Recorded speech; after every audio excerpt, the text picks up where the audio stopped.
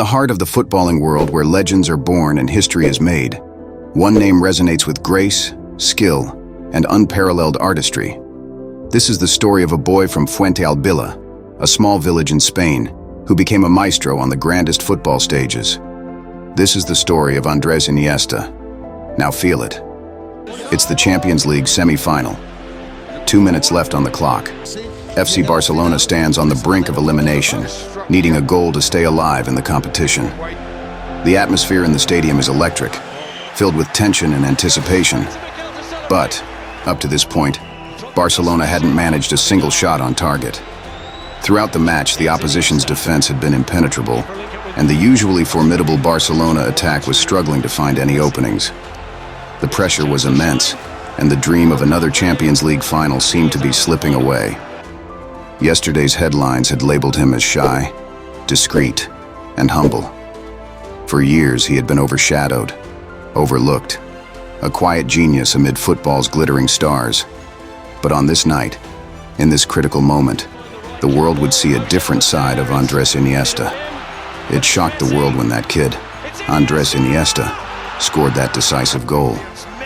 The stadium erupted in disbelief and jubilation, as fans and commentators struggled to comprehend what they had just witnessed. But there was one person who wasn't shocked: Pep Guardiola. Guardiola had seen that same thing happen 10 years before. He had witnessed the same quiet determination, the same unassuming brilliance, and the same ability to rise to the occasion when it mattered most. On the 21st of July 1999, the Barcelona first team found themselves in an unusual position. They were seated in the stands of Camp Nou, their iconic stadium, as spectators. This time, the spotlight was on the under-14s, who were set to play the final of the Club World Cup. It should have been a rare moment for the senior team to sit back and relax, to enjoy the youthful exuberance and raw talent on display. But as soon as the number 4 got his first touch on the ball, something changed. The number 4 was Andrés Iniesta, a name that would soon be known throughout the footballing world. As soon as he touched the ball, Pep Guardiola, sitting among his teammates, was no longer relaxed. Instead, he was on the edge of his seat, captivated by the young boy's touch, vision, and composure. For the seasoned professionals watching from the stands, it was a glimpse into the future. Iniesta's movements were fluid, his passes accurate, and his understanding of the game far beyond his years.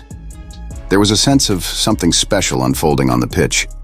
The match became more than just a game. It was a showcase of raw talent, and at its heart was Iniesta, orchestrating play with a maturity and finesse that belied his age. Pep Guardiola, a master of the midfield himself, recognized the spark of genius in the young boy's play. By the time the final whistle blew, it was clear that Barcelona had a prodigy in their ranks. Iniesta's performance had left an indelible mark on everyone who watched, especially Guardiola. The young number 4 had not just played a game, he had announced his arrival. This was the beginning of a journey that would see Andrés Iniesta rise to footballing greatness. From that day forward, Guardiola kept a close eye on the young talent, knowing that he had witnessed the birth of a future legend. After seeing the young star play, Pep Guardiola told Xavi Hernandez something big. "You will retire me, but this kid will retire us both." Guardiola saw in Iniesta not just a player, but a symbol of the club's future, a beacon of hope and excellence. When Andrés began showing promise on the makeshift pitches of Fuentealbilla, his father saw an opportunity to rewrite the family's footballing narrative. Jose wasn't about to let his son's talent go unnoticed or undeveloped. The day Andrés Iniesta finally got his big opportunity, there were 200 kids vying for a handful of coveted spots at the training camp. Despite the fierce competition, it took just 5 minutes for the coaches to notice something extraordinary. They were soon telling him to come off the pitch, not because he lacked skill, but because none of the other kids could even get the ball away from him. Iniesta's dominance on the field was undeniable. This was a recurring theme in Iniesta's early years. His family, recognizing his exceptional talent, would take turns driving him 40 miles to training 3 times a week. They were unwavering in their belief that his abilities would eventually be recognized. The team traveled to Madrid for the biggest tournament in the country, a high-stakes event that drew the best young talents from across Spain. Against all odds, Andrés Iniesta carried little Albacete all the way to the semi-finals, an achievement that included a stunning victory over Real Madrid.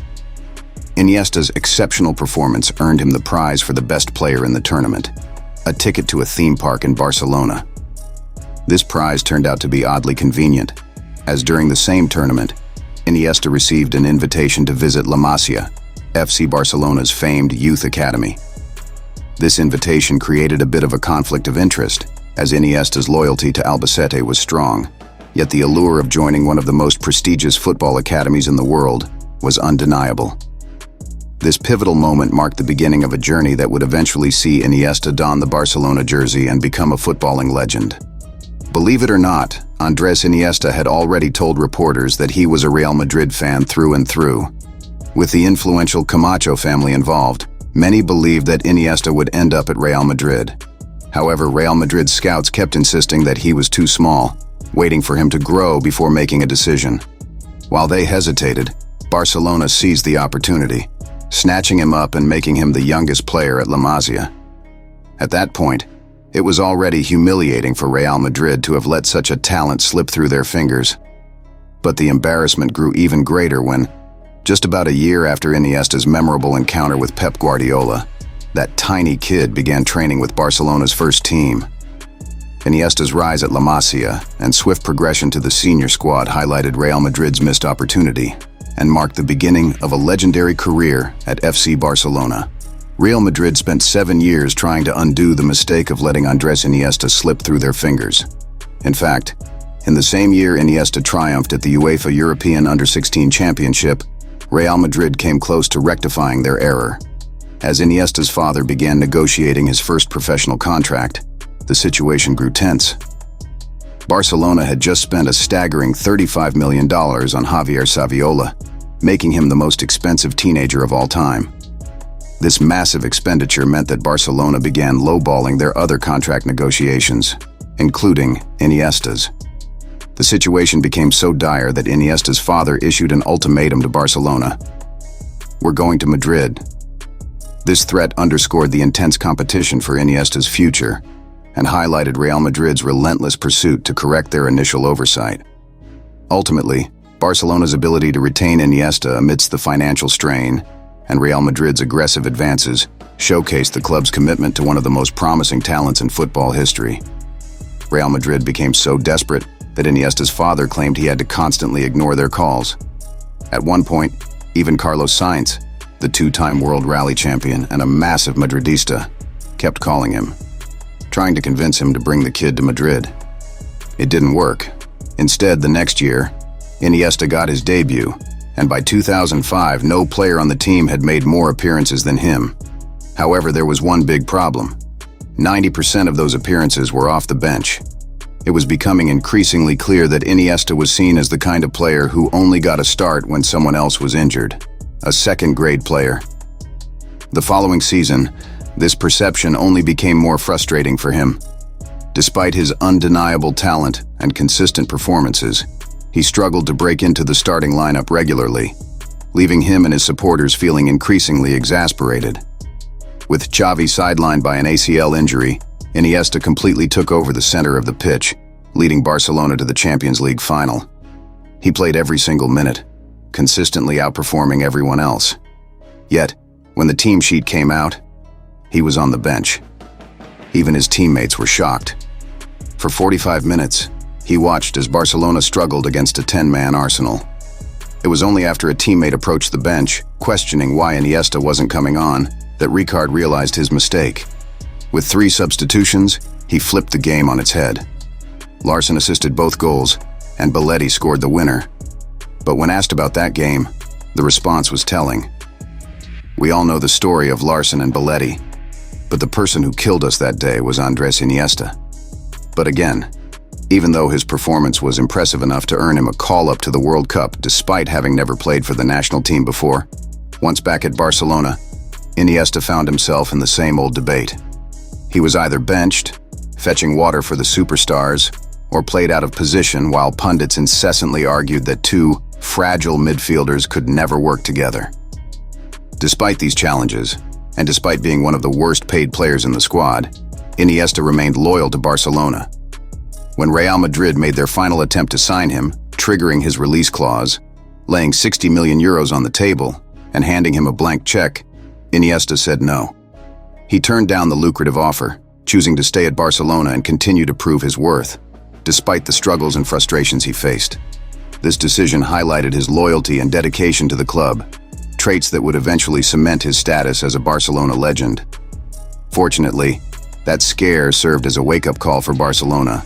They renewed his contract and made him a regular starter. However, Rijkaard persisted in playing him on the wing.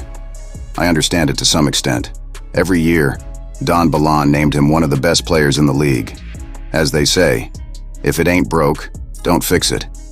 Even in the Euros, Aragones followed suit. Despite playing half the tournament with the stomach flu, Iniesta managed a man-of-the-match performance in the semi-final, becoming the symbol of the tournament as Spain finally won the Euros after 44 trophyless years. Despite all this, the highlight of his year came when Pep Guardiola took over the team. When asked the famous question, Xavi or Iniesta, he responded decisively, both, never one or the other, together, always. While some argued they shouldn't be played together, Iniesta believed they shouldn't be played apart. And so it began. After a draw and a defeat in Pep Guardiola's first 2 league matches, with rumors swirling, the ever-supportive teammate Iniesta walked into Guardiola's office. He reassured him, saying, "Don't worry, keep doing what you're doing. I promise you, we are going to destroy everyone." From that moment onward, Iniesta was unstoppable. Even though he missed 12 league matches due to injury, Barcelona struggled, winning only 6 of those games. They were a transformed team with Iniesta on the pitch. El Pais had no choice but to recognize him as the best in the country, even giving him the nickname Nureyev for his graceful domination of the field, effortlessly rolling the pitch with finesse, except for that infamous goal against Chelsea. That goal was born out of pure frustration, and its consequences were far-reaching. Iniesta's entire career, his whole life, hung in the balance because of that singular moment. Immediately following the match, Iniesta began to feel a slight twinge in his right thigh, the very leg he used to score that crucial goal. Just 4 days later, the medical staff diagnosed him with his 4th muscle injury of the season. They made it unequivocally clear to him he had to stay away from the pitch or risk ending his playing days prematurely. However, as had been the case all season, Barcelona faltered in the 2 matches they played without him before the Champions League final. With so much at stake, Iniesta faced a pivotal decision. As he explained, "I knew right there that I would play regardless of the risk. There was nothing more on my mind. I wanted to win. I would have made that final, even if both my legs were broken." But no matter what his state was, before the final, Sir Alex famously insisted, "I'm not obsessed with Messi. Iniesta is the real danger." And 10 minutes in, he had already assisted a goal that won them the trophy.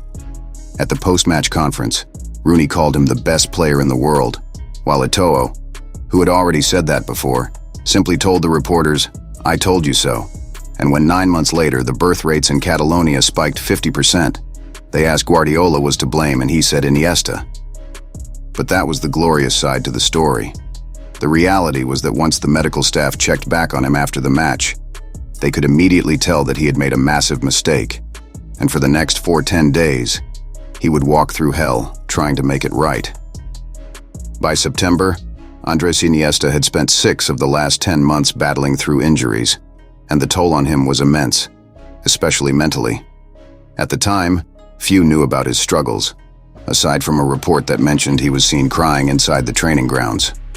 However, 8 years later, Iniesta revealed that during the early stages of his recovery, he fell into a deep depression, a dark pit with seemingly no way out. Even his own mother acknowledged the severity of his state, remarking, "You know something must be very wrong when your 26-year-old son shows up in the middle of the night asking you to hold him." The situation was compounded by a cruel twist of fate. As Iniesta was preparing to return from injury, tragedy struck. Dani Jarque, the captain of Barcelona's rivals Espanyol and ironically one of Iniesta's closest friends, passed away suddenly from a heart attack. Jarque had been Iniesta's teammate in the victorious under-19 Euros squad, adding another layer of personal grief and sending Iniesta into an even deeper emotional turmoil. As he recounted, the days following Danny Jark's death were agonizing. Iniesta described feeling like he was in freefall, enveloped in darkness. He confided in his family, expressing uncertainty about where his life was headed if things continued at that bleak pace, acknowledging the need to seek help. Fortunately, a year later, despite enduring numerous setbacks, including recurring injuries that led one article to suggest he had experienced a lifetime's worth of challenges in just 1 year, Iniesta found himself at the pinnacle of football. Despite an injury scare that forced him out of the opening World Cup game and sidelined him for the second, Iniesta returned to score the decisive goal that propelled Spain into the knockout stage. 3 hard-fought 1-0 victories later, Spain advanced to their first-ever World Cup final. 3 hours before the match, Iniesta was being treated by one of the team's doctors and asked him, "Can you write something on a shirt for me? There's someone I want to dedicate my goal to." And 117 minutes into the match, in classic Iniesta fashion, he scored the most important goal in the history of Spain, winning his country their first ever World Cup. And as he then revealed the message, "Danny Jarque always with us." And so, the next time Andrés Iniesta faced Espanyol, something remarkable happened. Their fans rose to their feet and gave their supposed rival a standing ovation. As one newspaper eloquently put it, "This is a once-in-a-lifetime event for a once-in-a-lifetime man." In one majestic sweep of his foot, the quiet prince of Spanish football ascended to become king. But beyond the accolades and adoration, what that goal gave him was the strength he needed to close out the darkest chapter of his life. 6 months later, Iniesta found himself narrowly missing out on the Ballon d'Or, finishing second only 5% behind Lionel Messi. Xavi completed the podium, solidifying Barcelona's dominance in world football. By the end of that season, when Barcelona faced Manchester United in another Champions League final, they delivered a performance of such breathtaking brilliance that it could be considered nothing short of perfection. The match was so one-sided that, according to Xavi and Arturo Vidal, Wayne Rooney himself implored them to ease off, humorously remarking, "We're already dead." Barcelona's display that night was a display of absolute supremacy, so much so that almost a year later, Iniesta was still enjoying an unbeaten run. By then, it spanned 38 matches across all competitions, and eventually extended to 55 consecutive league matches over 3 years, marking the longest unbeaten streak in football history. And if there were any lingering doubts about Andrés Iniesta's peak brilliance, they were decisively dispelled during the 2012 Euros. Iniesta began the tournament with a masterclass performance against Italy, earning him the Man of the Match accolade. From then on, Spain went on an incredible defensive streak, not because of superhuman defending, but because Iniesta's control and influence ensured that their opponents rarely had possession. In the match against Ireland, Iniesta played a pivotal role in 2 out of the 4 goals scored. Against Croatia, he provided the assist for the late winner. When facing France, his initiative sparked the play that led to Spain's opening goal. In the semi-final against Portugal, Iniesta calmly converted his penalty in the shootout. In the final showdown against Italy, he once again claimed the Man of the Match award for his outstanding performance, as Spain dismantled Italy 4-0 to claim the championship. At the award ceremony, Iniesta didn't just earn the title of Player of the Tournament. In an era dominated by Cristiano Ronaldo and Lionel Messi, UEFA recognized him as the best player in Europe. This marked the beginning of a string of accolades for Iniesta. By December, he stood on the Ballon d'Or podium again. By the end of the season, he was crowned World Playmaker of the Year, boasting 22 assists. The following year, he doubled down on his exceptional form, continuing to accumulate honors and cementing his status as one of the greatest midfielders of his generation. By 2014, Andrés Iniesta had solidified his status as the best midfielder in La Liga for the 4th consecutive year. With numerous accolades under his belt, the arrival of Luis Suarez marked the beginning of Barcelona's famed MSN trio and ushered in a second golden era for the club. However, amidst their success, the team faced an emotional milestone when Xavi announced his departure from Barcelona at the end of the season. Xavi's decision to leave wasn't unexpected. At 35 years old, he had already left an indelible mark on the club. On the day of the Champions League final, Iniesta resolved to ensure that Xavi's farewell would include another triumph for Barcelona. Just 4 minutes into the final, he assisted Ivan Rakitic for the opening goal.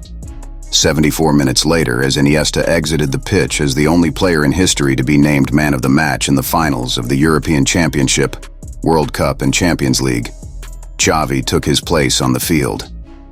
It was a poignant moment, marking the final time these two football geniuses would share the same pitch. For the next 3 years, Iniesta continued to lead Barcelona admirably.